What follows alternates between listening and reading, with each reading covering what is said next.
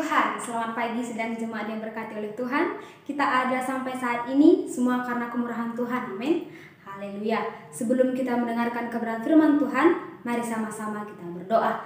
Terima kasih Tuhan, terima kasih Bapa yang baik buat kebaikan Tuhan yang kami rasakan di pagi hari yang indah ini. Kami bersyukur Tuhan, kami ada semua karena kemurahan-Mu. Kami serahkan Tuhan kehidupan kami di sepanjang hari ini ke dalam tangan Tuhan. Sebelum kami melaksanakan aktivitas kami Tuhan, kami rindu untuk membacakan kebenaran firman Tuhan. Biarlah Tuhan apapun yang kami dengar tidak berlalu begitu saja, tapi dapat menjadi pelajaran dalam kehidupan kami. Berikan kami hikmat Tuhan, agar setiap kebenaran firman Tuhan dapat kami mengerti, dapat kami pahami Tuhan. Pakai urapi hamba-Mu dalam memberitakan kebenaran firman-Mu, singkapkan rahasia-rahasia kebenaran firman-Mu Tuhan. Terima kasih Tuhan, dalam nama Tuhan Yesus Kristus kami mendengarkan kebenaran firman Tuhan. Haleluya. Amin. Puji Tuhan. Mari sama-sama kita buka Alkitab kita di Yakobus 1 ayatnya yang ke-18. Yakobus 1 ayatnya yang ke-18, beginilah kebenaran firman Tuhan. Atas kehendaknya sendiri, Ia telah menjadikan kita oleh firman kebenaran, supaya kita pada tingkat yang tertentu menjadi anak sulung di antara semua ciptaannya. Tema kita pada pagi hari ini adalah Allah memikirkan kita sebelum Dia menciptakan dunia. Ketika saya melihat terjemahan yang lain, yaitu terjemahan NCV yang tertulis begini, Tuhan memutuskan untuk memberikan kita kehidupan melalui firman kebenaran, supaya kita dapat menjadi ciptaan yang paling penting. Puji Tuhan. Kemarin pagi kita sudah mendengarkan kebenaran firman Tuhan, yaitu tentang Allah sudah merancangkan kita secara detail. Bahkan Allah sudah merancangkan warna rambut kita, kapan kita lahir, di mana kita akan lahir, warna kulit kita, semuanya sudah ditentukan oleh Allah.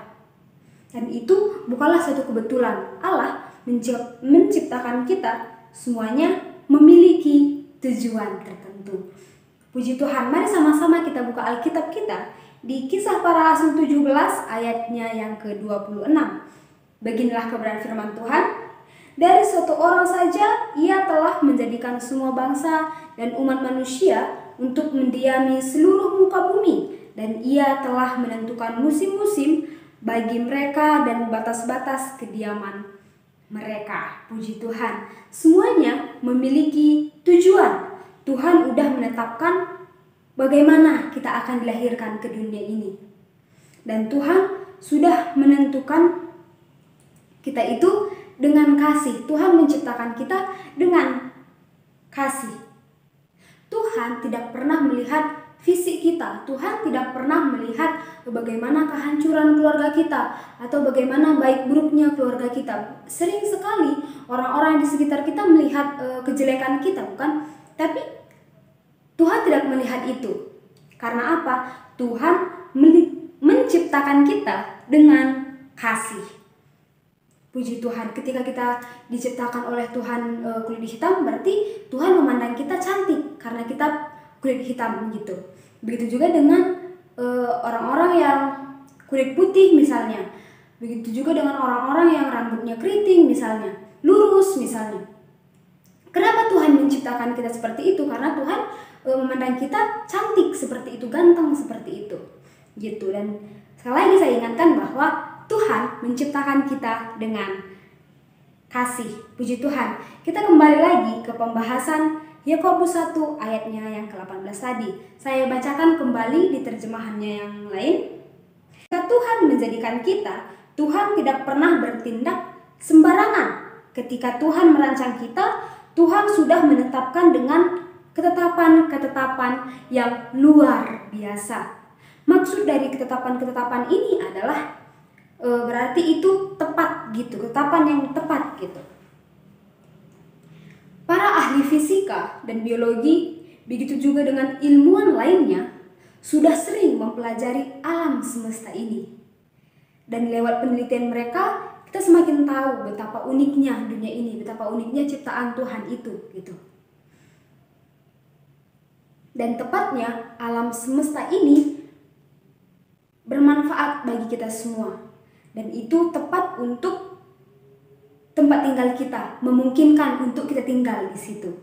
Seorang peneliti yang bernama Michael Denton, ia meneliti di bidang genetika molekuler manusia di Universitas Otago, New Zealand, bahwa mereka menyimpulkan bahwa semua bukti yang ada dalam ilmu biologi mendukung gagasan inti, dan itu dirancang khusus untuk kehidupan umat manusia. Mari kita buka Alkitab kita di Yesaya 45 ayatnya yang ke-18. Yesaya 45 ayatnya yang ke-18. Kita akan membacakan terjemahan GWT. Beginilah kebenaran firman Tuhan. Tuhan menciptakan bumi, Dia tidak menciptakannya untuk kosong. Tuhan menciptakan dunia ini bukan untuk kosong, melainkan untuk didiami oleh siapa? Didiami oleh kita, setiap umat-umat, setiap anak-anak yang dikasihi oleh Tuhan. Mungkin sempat muncul dalam pikiran kita. Mungkin ada beberapa orang yang muncul dalam pikirannya bahwa kenapa ya Tuhan melakukan itu semua gitu. Alasannya adalah karena Tuhan adalah kasih. Kasih yang seperti Tuhan ini, Bapak Ibu Saudara yang diberkati Tuhan, sulit untuk kita temukan. Kasih yang seperti Allah, kemanapun kita cari di dunia ini, kita tidak akan mendapatkannya. Dan kasih yang seperti Allah ini sangat sulit untuk kita pahami. Tapi hanya itulah yang dapat kita andalkan. Hanya itu yang harus kita andalkan dalam kehidupan kita. Puji Tuhan. Dan kita diciptakan oleh Tuhan sebagai objek khusus dari kasih Tuhan. Puji Tuhan. Kita diciptakan oleh Tuhan sebagai objek khusus dari kasih Tuhan. Puji Tuhan. Begitu luar biasa Tuhan kita, Bapak Ibu yang diberkati oleh Tuhan. Haleluya.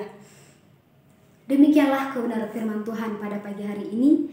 Kita bersyukur kita telah mendengarkan kebenaran firman Tuhan. Mari sama-sama kita berdoa. Terima kasih Tuhan, terima kasih Bapa yang baik buat kebaikan Tuhan yang kami rasakan ya Tuhan. Ya Tuhan yang baik, kami telah selesai mendengarkan kebenaran firman Tuhan. Biarlah Tuhan, apapun yang kami dengar pada pagi hari ini dapat memperbaharui kehidupan kami dan dapat menguatkan kehidupan kami Tuhan. Ajar kami untuk selalu bersyukur dan mengandalkan kasih-Mu Tuhan. Terima kasih Tuhan, sebentar kami akan melaksanakan aktivitas kami. Tuhan yang menolong kami, Tuhan yang menuntun kami Tuhan. Kemanapun kami akan melangkah pada pagi hari ini, kami serahkan aktivitas kami ke dalam tangan Tuhan. Baik kami yang bekerja, baik kami yang sekolah Tuhan. Tuhan yang menolong kami, Tuhan yang memberikan kami hikmat Tuhan. Ajar kami untuk selalu menyenangkan hati Tuhan dan selalu menjadi berkat dimanapun kami berada. Terima kasih Tuhan, dalam nama Tuhan Yesus Kristus kami akhiri renungan pagi pada pagi hari ini. Dalam nama Tuhan Yesus, haleluya, haleluya. Amin. Puji Tuhan, selamat pagi. Tuhan Yesus memberkati, selamat beraktivitas untuk kita semua. Haleluya.